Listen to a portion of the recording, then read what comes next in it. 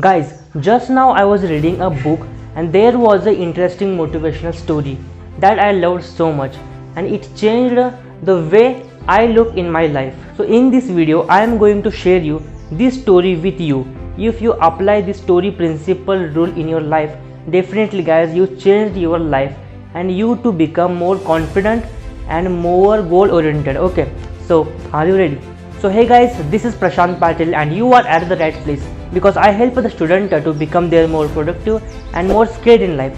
So please subscribe our channel and hit the bell icon. So story is the, if you want to climb a mountain like Mount Everest, it is not a process to be like just climbing and reach out in the top position. Okay, पर जाने के लिए 5 step वो follow करते हैं. तो फिर उसके स्टेप होते हैं base camp, camp 1, camp 2, camp 3 and then reach out in the mountain. Okay, तो फिर बेस कैंप पर वो जाने के लिए उन्हें को लगते हैं अराउंड 10 डेज. ओके, तो फिर 10 डेज लगने के बाद वो वहाँ पर जाते हैं और वहाँ पर स्टे करते हैं. ओके, तो फिर बेस कैंप पर वो स्टे करने के बाद उसके बाद वो जाते हैं कैंप 1 पर. ओके, तो फिर कैंप 1 पर जाने के बाद वो वहाँ पर स्टे करते हैं और आप यकीन नहीं मानोगे वो कैंप 1 पर जाने के बाद में फिर से लौट आते हैं बेस कैंप पर. ओके, तो फिर बेस कैंप पर आने के बाद फिर से वो जाते हैं कैंप 1 पर. कैंप 1 पर वो जाकर रहते हैं. उसके बाद वो जाते हैं कैंप 2 पर और कैंप 2 पर जाने के बाद फिर से वो जाते हैं कैंप 1 पर. कैंप 1 पर जाकर स्टे करते हैं और बाद में फिर से आते हैं बेस कैंप पर. ओके, एंड देन अगेन वो जाते हैं बेस कैंप पर. बेस कैंप पर जाने के बाद फिर से जाते हैं कैंप 1 पर, अगेन स्टे करते हैं. कैंप 2 पर जाते हैं, अगेन स्टे करते हैं और बाद में जाते हैं कैंप 3 पर. ओके, और फिर से आप यकीन नहीं मानोगे फिर से वो जाते हैं बेस कैंप पर. मतलब कैंप 3 पर जाकर स्टे करना, कैंप 2 पर जाकर रुकना, फिर से बेस कैंप पर आना और वहाँ पर स्टे करना. तो फिर वहाँ पर स्टे करने के बाद अगेन रिपीटेड प्रोसेस.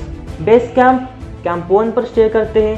कैंप 1 पर स्टे करने के बाद अगेन कैंप 2 पर जाते हैं, वहाँ पर स्टे करते हैं. अगेन कैंप 3 पर जाते हैं, वहाँ पर स्टे करते हैं और अगेन बाद में उन्हें सक्सेस मिलती है. वहाँ पर जाकर फाइनली वो माउंट एवरेस्ट के टॉप पोजीशन पर जाते हैं. तो फिर यह सभी स्टेप फॉलो क्यों करते हैं? ऐसे क्यों नहीं करते सीधा जाते हैं कैंप 1 पर स्टे करना, 2 पर, 3 पर and then reach out at the mountain, या फिर दूसरी मेथड सीधा जाकर हेलीकॉप्टर से वहाँ पर लैंड करना. ओके, तो फिर वो प्रोसेस वहाँ पर क्यों फॉलो नहीं होती? फिर यह सभी प्रोसेस क्यों होती है?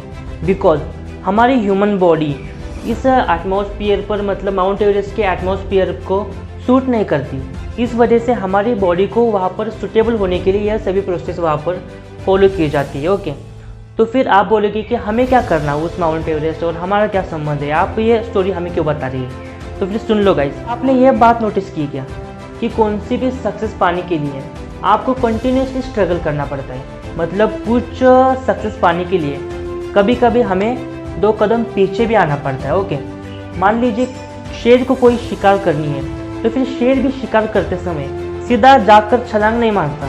तो फिर वो क्या करता है, अपने टारगेट को फोकस करता है, उसके बाद 2 कदम पीछे आता है और बाद में छलांग मारता है. ओके, तो फिर सेम दैट रूल यहाँ पर माउंट एवरेस्ट पर वो फॉलो करते हैं. ठीक है, वहाँ पर जाते हैं, कभी कभी वो वहाँ पर जाने के बाद वहाँ पर एटमॉस्फेयर सूट नहीं हो रहा, बाद में वो वापस आते हैं और बाद में वापस आने के बाद फिर से वो वहाँ तक जाते हैं. ओके, तो फिर यह रूल आपके लाइफ में भी एग्जीक्यूट होता है. कभी कभी आपके लाइफ में कुछ ऐसे टाइम आते हैं जहाँ पर आप टोटली डीमोटिवेट होते हैं या फिर कभी कभी आपको फेलियर का भी सामना करना पड़ता है. तो फिर उस टाइम को आपने फेलियर नहीं मानना, क्योंकि आपके लाइफ में सक्सेस पाने के लिए कभी कभी 2 कदम पीछे भी आना पड़ता है. ओके, तो इस तरीके से आपने अपने लाइफ में थिंकिंग प्रोसेस लानी है.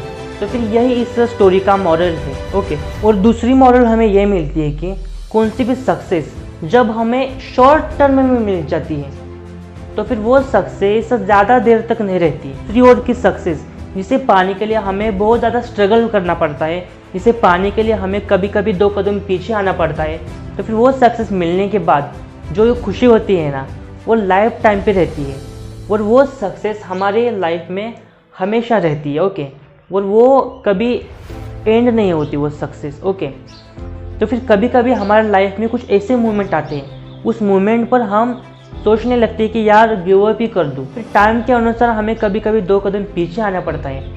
तो फिर 2 कदम पीछे आने का मतलब ये नहीं कि हम हार गए। तो फिर 2 कदम पीछे आने का मतलब है हम और तेज़ी से भागकर छलांग मारने वाले हैं। ओके, तो फिर यह पॉजिटिव एटीट्यूड अपने लाइफ में एग्जीक्यूट कीजिए और जो चाहे आपका गोल सेट कीजिए और उस गोल को फोड़ दीजिए। और that's all in this video. अगर इस वीडियो से कुछ जानने को और सीखने को मिला है और ये वीडियो आपके लिए लाइफ चेंजर वीडियो है, तो फिर ज़रूर इस वीडियो को लाइक कीजिए और चैनल को सब्सक्राइब जरूर कीजिए, क्योंकि हम ऐसे ही पर्सनैलिटी डेवलपमेंट के लिए वीडियो बनाते हैं। तो फिर मिलते हैं अगले वीडियो में, तब तक के लिए keep learning, keep growing, see have a good day, bye bye.